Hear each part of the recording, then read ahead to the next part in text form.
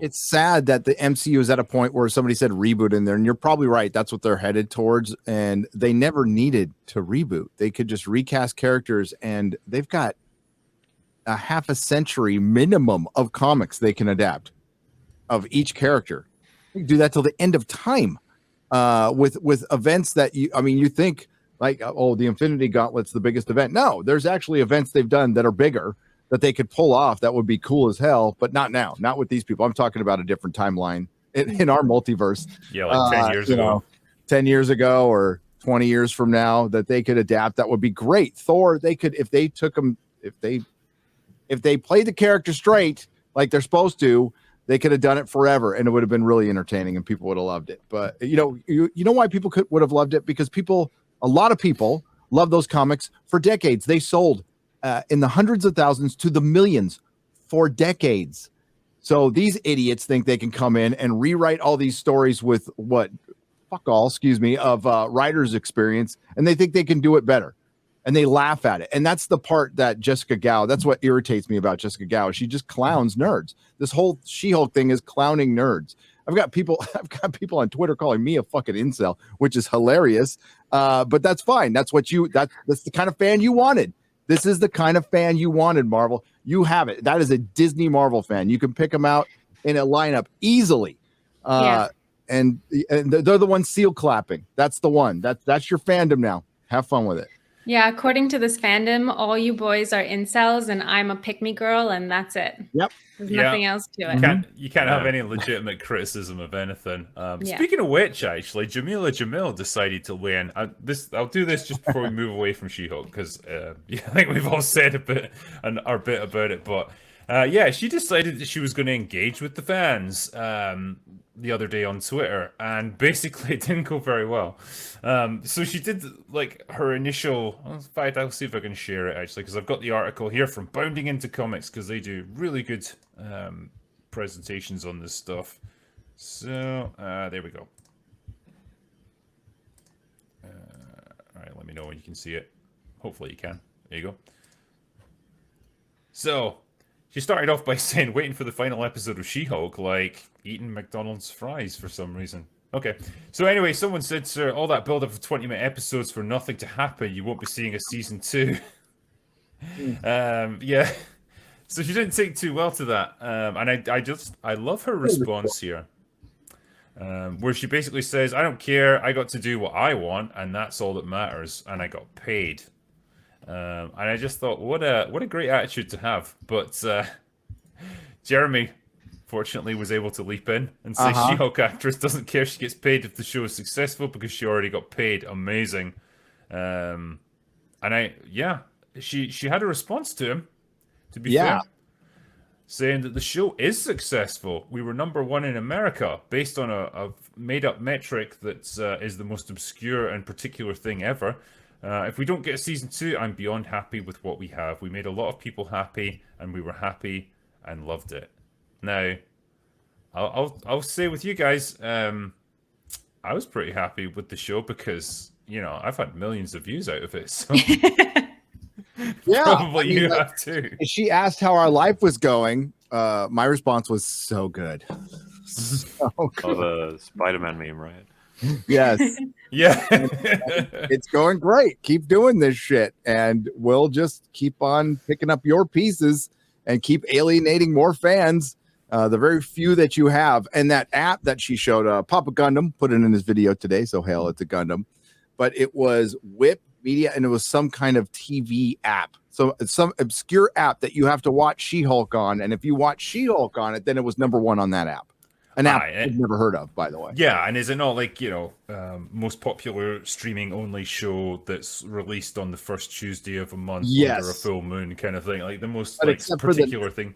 The Nielsen ratings, it didn't even debut in the top 10, right? It had half a week, and it didn't get enough minutes to debut in the top 10. And when it finally debuted in the top 10 in the next round, it was like #6 behind Hot D and some other stuff. I think even behind Game of Thrones in one metric. Game of Thrones. Damn. Oh, Game of Thrones. Yeah, I will say I'll give her a slight bit of credit though. Because she says, because Jeremy had replied to her and says, if the show is a success, as you say, there will be a season 2, and none of these so-called haters are going to matter. Which begs the question, why do you continue to focus on negativity when you claim there is so much positivity around it?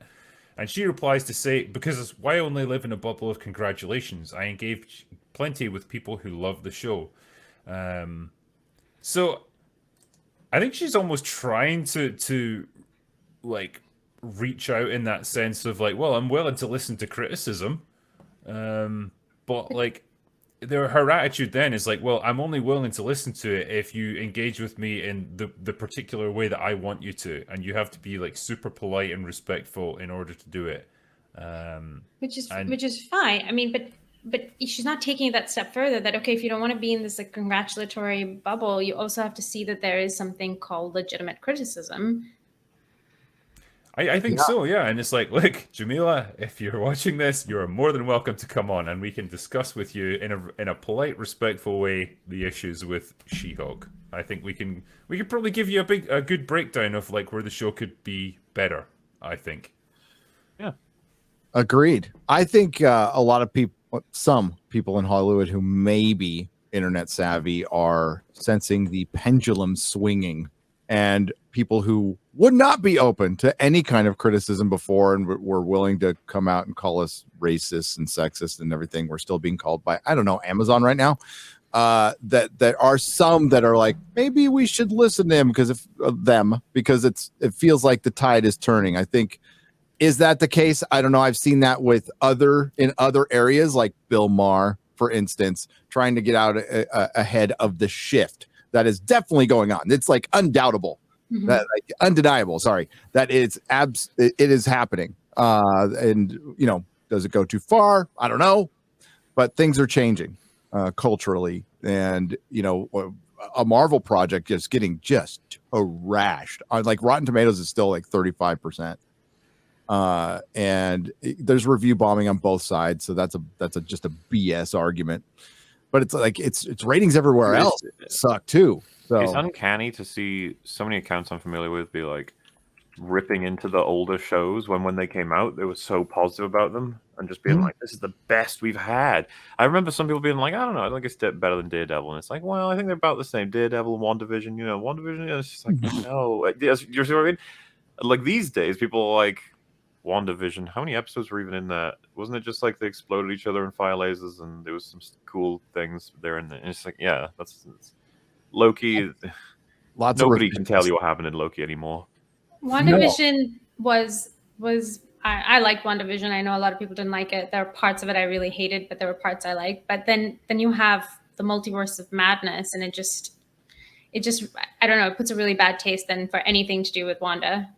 I think the first probably 3 or 4 episodes, I can't remember, like once you start to get a glimpse outside of the town and you break out of that sitcom mold, that's when it starts to fall apart. Like show, yeah, you can find the stream from back then. Yeah, we were positive about it. Like the first few episodes, it was inventive, it was different. They kind of got the style and the mannerisms and everything just down to a T. And I thought, well, cool, they're doing something nice and different here. Then it just devolves into the same old like Marvel garbage, just on a smaller budget, you know. Yeah. Shame how it ended. I thought they were going like full on Twilight Zone with it. If you ever seen Twilight Zone the movie or just Twilight Zone, I thought that's like the approach they were going to take. I was so naive. Me too. I thought they were going to take it totally differently. Yeah. That would have been cool. Like, yeah, it would have been cool. Really out there, you know. That would have been nice, but we're not allowed that. It has to. It's like. They try so hard just to break out of that Marvel mold, but it always like grabs them and pulls them back and just squashes them down into like the same exact cookie cutter like formula again. Yeah, that'll teach you to try and have ideas. Yeah. All those diverse sidekicks, and then the evil white man, and it was just they took something so unique and then just completely broke it apart. Yep. I mean, I've said this before, like when it relates to. Rings of Power in particular, but it's the same exact story with Marvel. I can predict whether a character will be good or evil basically based on their demographic group at this point. Like if they're trying to build up some like hidden enemy or some hidden evil person, it'll be the white guy. I can guarantee it, because like that's the only demographic that's safe to turn into a villain at this point, and so it makes it quite hard for them to hide who the guy's meant to be when I know what their rules are, what they have to operate under.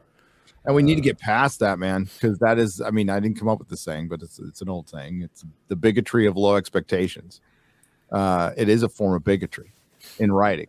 So, like, you're not going to give any other character complexity a chance to win a war. I mean, like, you're basically coddling people like children based on their skin color. That is the very definition of bigotry.